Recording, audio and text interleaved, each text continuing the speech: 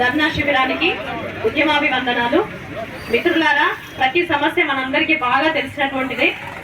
ముఖ్యంగా ఒక సమస్య ఏంటంటే 317లో చాలా మంది ఉపాధ్యాయులు ఉద్యోగులు వాళ్ళ ప్రాంతాలను వదిలేసి వచ్చారు.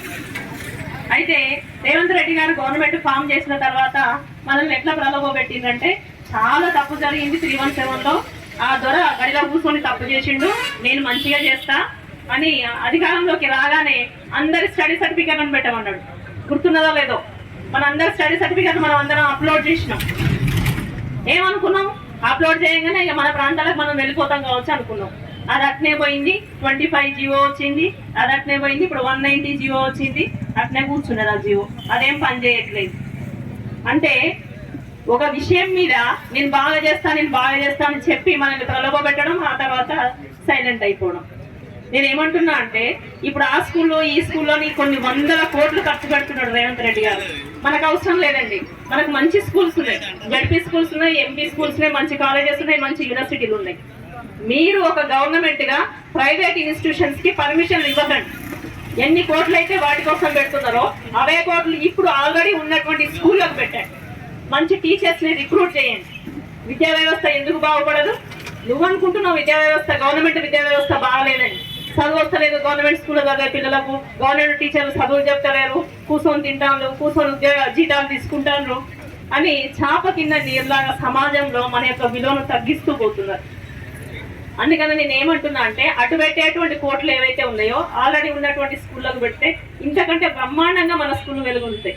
మంచి కాలేజీలు ఉన్నాయి, వాటికి పెట్టండి. మంచి యూనివర్సిటీలు ఉన్నాయి, వాటికి ఖర్చు పెట్టండి.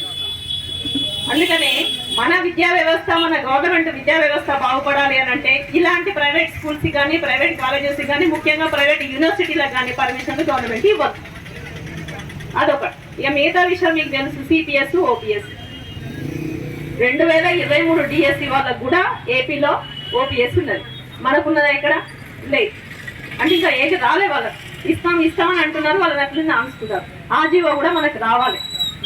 2024 కంటే ముందు నోటిఫికేషన్ వచ్చినటువంటి వాళ్ళని ఓపీఎస్ లో జాయిన్ చేయాలి అనేటువంటి ఒక జీవో ఆల్రెడీ ఏపీలో వచ్చింది. వాళ్ళని కన్సిడర్ చేసి అయిపోయింది. కానీ మన దగ్గర మాత్రం ఇంకా వాళ్ళు బాధపడుతూనే ఉన్నారు. కొత్త రిక్రూట్మెంట్, కేజీటీవీలు, మోడల్ స్కూల్స్, ఎన్ని స్కూల్స్ ఉన్నాయి మన దగ్గర, రకరకాల స్కూల్స్ ఉన్నాయి. ఇవన్నీ కాదని ఇంకెందుకు కొత్త స్కూల్స్ అట. ఎందుకు వాటికి 100 కోట్లు ఖర్చు పెట్టాలి? ఎందుకు 100 ఎకరాలు వాటికి కేటాయించాలి? సో ఇవన్నీ అవసరం లేదు.